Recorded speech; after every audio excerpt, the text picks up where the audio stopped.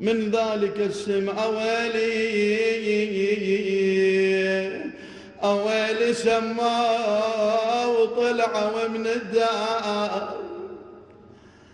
أويلي سما وطلعوا من الدار، وظل وحده يلوجب ليل ونهار على مصابه على مصابه الدموع الأحبار، يا عزيز الزهرة ظل بلا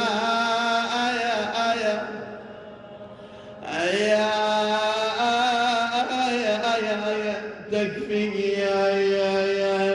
أخاطب الإمام المهدي عجل الله فرجه، أقول يا ابن رسول الله إن أهلك قضوا ما بين قتيل ومسموم، مصايب عليك يا المحجوب كل وحدة تشوق الروح،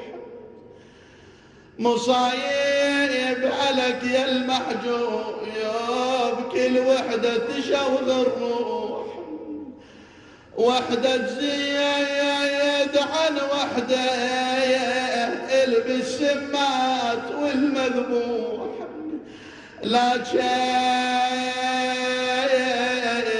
عظمة الكاظم خلت كل قلب مجروح. ليش؟ والله من يثرب يجيبونه وبالطامورة يخلونه، نيتهم يسمونه وتاليا انقتل وانساب واولاده عليه يبكون. نعم، يقول حضر عند الإمام الرضا في آخر لحظاته وهو على جسر الرصافة، اشحال الرضا لما أنا وصل وشاف بالحديد وشاف رجلي قاعد يما يبكي ويلطم أعلي. يقول بعدين أخذ في تغسيله في تكفينه، وأكيد بينما هو يغسل الإمام الكاظم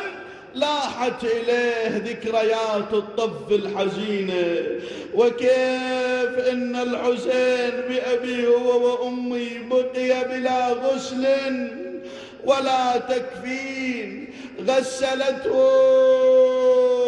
دموع محبين وكفنته الذاريات، وبكت عليه زينب وقفت عند حبيبها الحسين قالت أنت الحسين؟ أنا ما أصدق،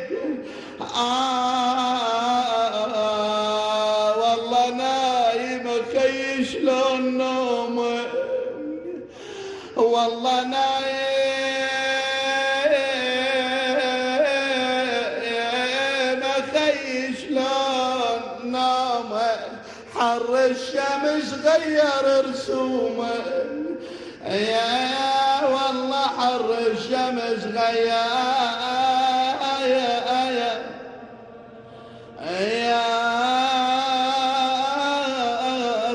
رسومه، تقل وحقك ما شفت راحة وانا اصيح،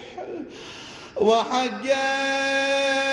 ما شفت راحة وانا اصيح، شمر كل ساع يضربني وانا اصيح، لو انحاضر باليمه وانا اصيح، يا والله شمر ما كان لحظه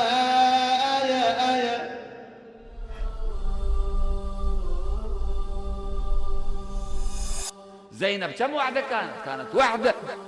لكن اليوم تشوف ملايين من النساء يأتين مشيا على الإقدام. يوم